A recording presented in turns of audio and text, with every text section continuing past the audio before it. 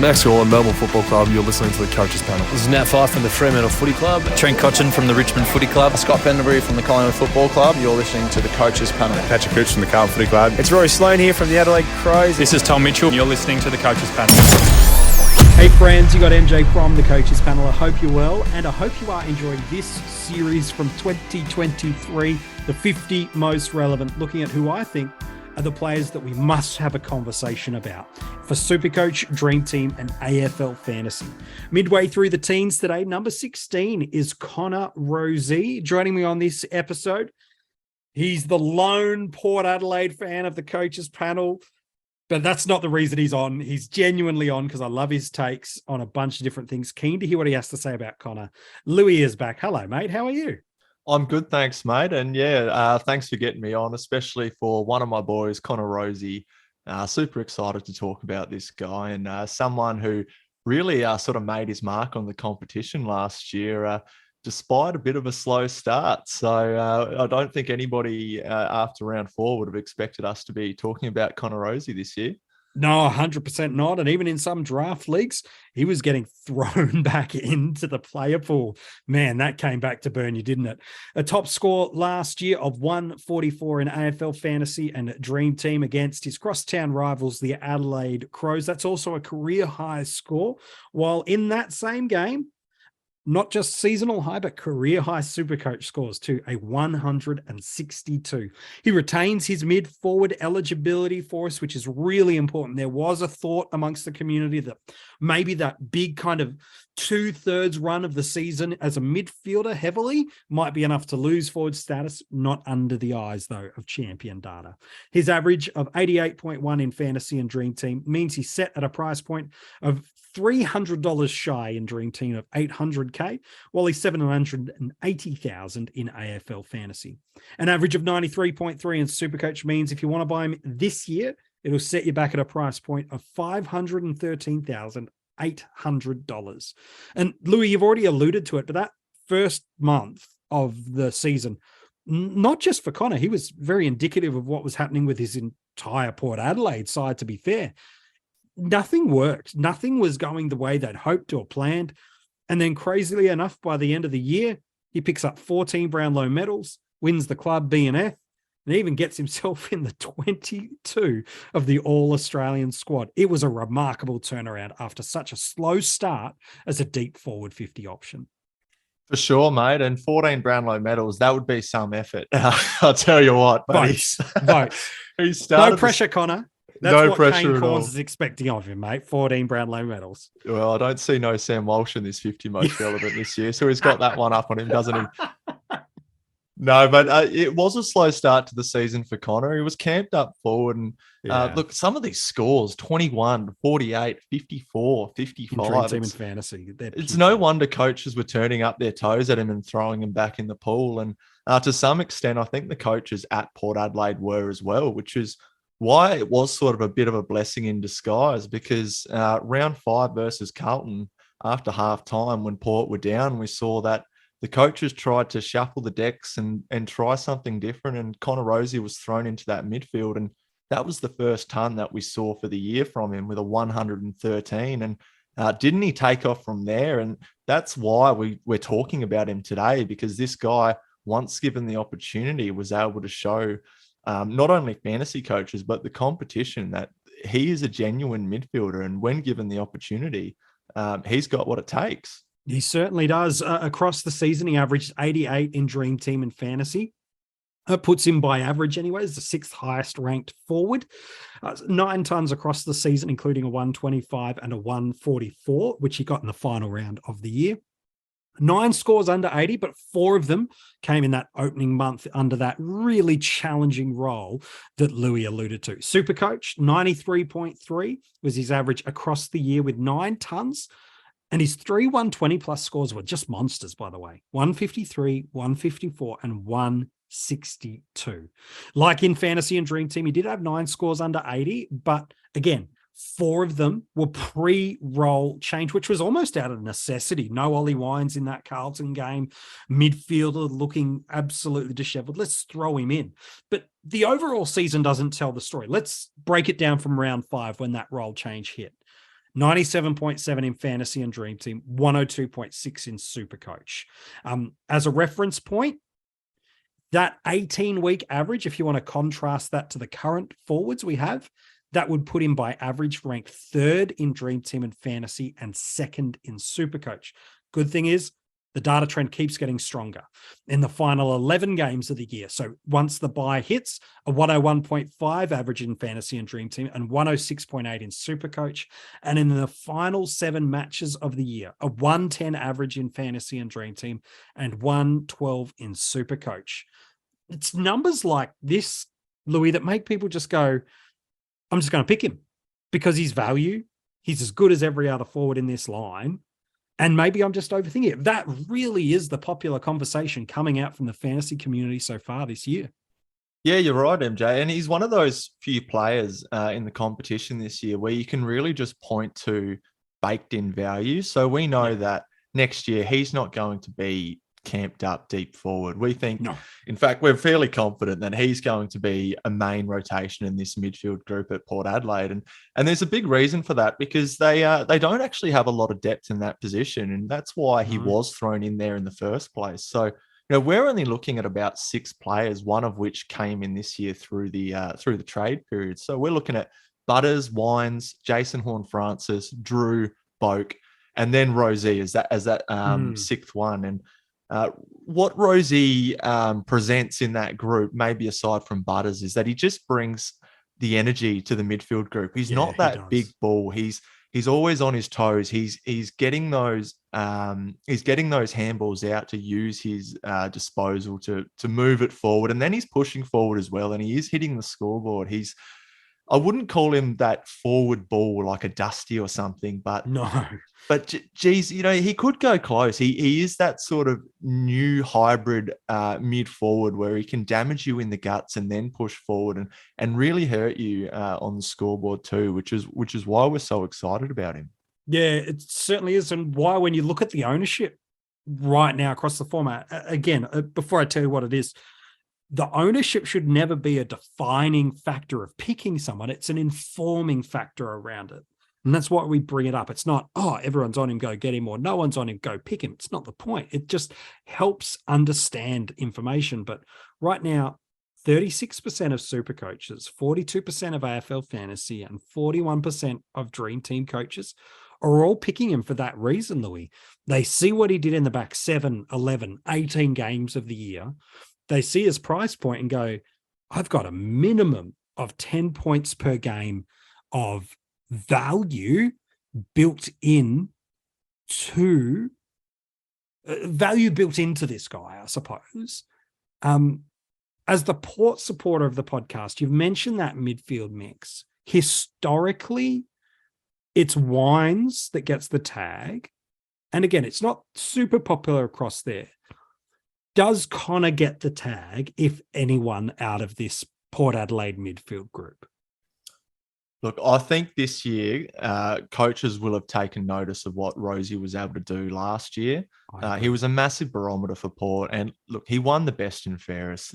Most people in the competition know that now. So they're going to have a big red circle around his name come match day. And they probably are going to start putting some attention into him. So that's where we do hope that a bit of natural progression, a bit of extra responsibility for the role, that he still builds on top of that. And you mentioned that, look, this guy has, 10 points upside. When you come in priced at 88 and you can say that, wow, this guy might go 98. Well, all of a sudden you're looking at a top 6 forward, someone that you can start in your team undervalued and not have to use a trade on. So he just becomes so much more valuable because of that as well. And when you come in, 50 to 100K cheaper than those 3 big dogs in the forward line, in Dunkley, Taranto, and Cornelio, then all of a sudden, you can free up a little bit of cash to use elsewhere, which is why I'm sure he is so popular in all these formats. I'm curious. You mentioned those 3 names just for us there. A couple of days ago, it was on a podcast with Rids talking about Stephen Cornelio. And he made this reference around him. The reason I didn't mention Taranto or Dunkley is they have not yet appeared in the 50 most relevant. Let's be honest, we all know they do. but where is the question. He made this interesting statement about Cornelio, that Cornelio at his best for not just a stretch of games last year, but over his career, when he's at 60% plus centre bounce midfielder, he's a monstrous scorer and can take a season away from you. Do you see that same level of potential with Rozee? That's something that I'd have to look into my crystal ball for, MJ, because look, in glimpses, he definitely showed that he can take that level up, but we don't know what he's like as a full-time midfielder. So when he did attend more than 60% CBAs, he went at 95 fantasy points, which is still 7 points upside. But like we said, natural progression, a preseason training as a midfielder, preseason, a bit more confidence to say, look, I'm a BNF winner. You know, I'm here in the guts alongside a Brownlow medalist and whoever else joins him at the time. I think there's a bit of swagger about that, and I can definitely see that. You know, and look, if you look at those, let's talk about those four. After that, it does start to drop off as well. So to be able to go, okay, this guy's value, he's priced less than those three big dogs, two of which we'll speak about later in the 50. He's someone that all of a sudden you start going, well, you know, hang on, look, this is a guy I can just keep, bank away. I don't have to worry about him. I'm confident that there's upside, and happy days. But do you see a world where there is downside, MJ? Because we're very positive on this guy, but you know, it's hard not to be, isn't it? It is hard not to be. I don't see a world where there's not a downside, but I genuinely do see a world where there's not much greater growth than a mid-90s. Now, in AFL Fantasy and Dream Team, that's 5 or 6 points per game. That still puts him as a top 10 forward. Happy days. Now, that's without knowing what gains we get through the year. SuperCoach, it's probably a little shallow of where you'd like, but I think at worst, you get what you pay for with him. That's kind of what I'm saying, MJ. So if he goes mid-90s, you know, that still puts him up in the top 6 forwards, in my opinion. So and then it starts to drop off as well. So, you know, to be able to know that that's going to happen. Yeah. If you're looking for a narrative of why you don't start Connor, because as you said, there's lots of reasons to start it, is it's probably not so much about him. It's more about your structure and the other forwards you have in your team. Taranto, certainly in AFL Fantasy and Dream Team, he's got the history of being good in SuperCoach, but he's a 110 guy on potential that's been proven at the Giants. Cornelio's done 105 plus years, multiple years across formats, while Dunkley's the number one forward in the game right now. And we suspect as the fantasy community that his midfield time and as a result, his scoring output should not just maintain, but increase. The challenge becomes, how do you fit Connor in and not miss the potential big three?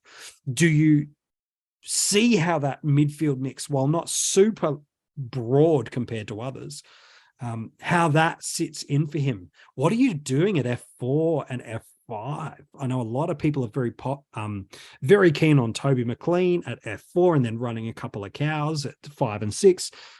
Sure. Okay. But that's where it starts to become the dilemma for people, that the reason they don't go for Rozee in the starting squad is I would rather 2 or 3 bigger guys, and I'll pay up for that. But if someone's like, I don't want Rozee, I want Butters, I'd be fine with that too, because I don't think they're that far apart either, if they both stay fit and healthy. So I think that's where it is. It's not, if you don't pick Rozee, it's not because you're anti-Rozee. It's more, you probably just like others a little bit more, and the dollar figure doesn't matter to you too much. That, MJ, and also, you know, it's valid to be worried about the tag. So like I said, when you've got a midfield group of Butters, Wines, Horn Francis, Drew and Boak, I mean, you might tag Wines if he's really on, obviously a Brownlow medalist, but look, he's been under an injury cloud the whole off season. He's been in for surgery.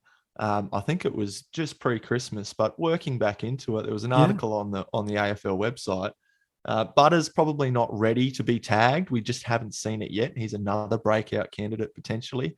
Horn Francis, he's not going to cop it. Drew, he's that guy in there who applies the pressure. He helps the other mids rise above. And Folk, let's be honest, he's entering his latter years, and I wouldn't be surprised if he's ousted back to that half forward flank in favour of some of these newer, fresher, and faster guys. So that's probably where I could build a case to say, look, Connor Rozee up against Brisbane round 1, and then look, maybe he gets a couple of tags in the first couple of rounds, and I'm worried about that, and I want to get a jump by picking somebody else. But to as an umbrella to all that, and as we said before, I do think with the baked in upside that this guy has, he's one of those guys where you can pick him for the rest of the year and be happy with that.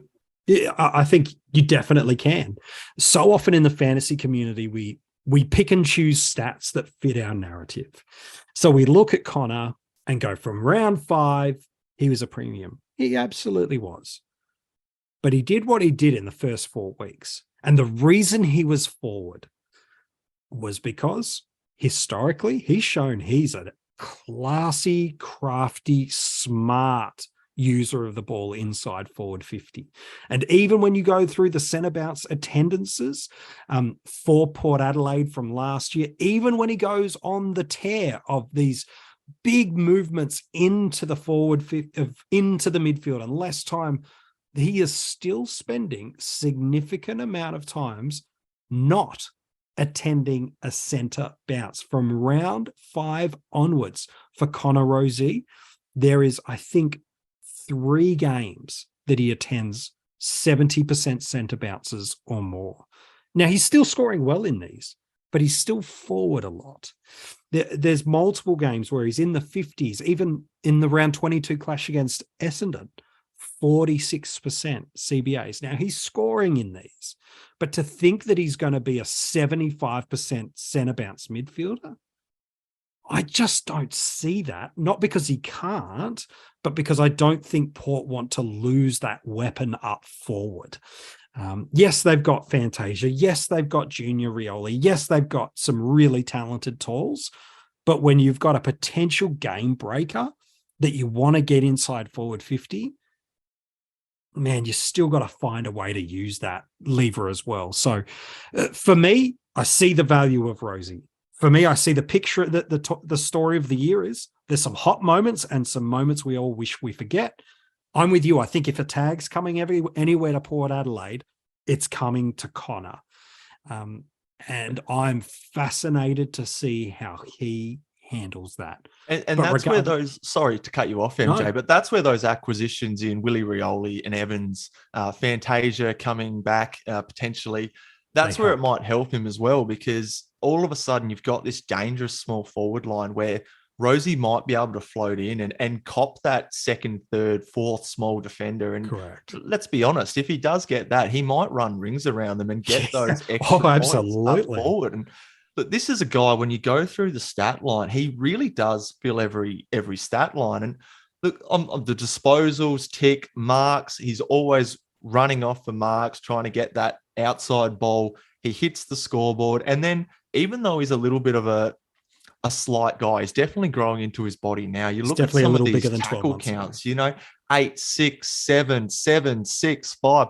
He's getting involved in the play, and he's just building his score in a lot of different ways where you can actually be confident that this guy might be rising his floor along with his average. So you might not be burnt as badly starting him. And I'm not saying you'll be burnt, but no, agree. It just provides more confidence that, look, if this guy gets shoehorned into a forward pocket for a quarter or two, he's still going to be providing that forward pressure. He's still going to be spreading off for marks. He might hit the scoreboard. There's just numerous ways that this guy can score because he is so talented. And but he's going to have coaches, AFL coaches, that is, worried this year. And for good reason. Without doubt.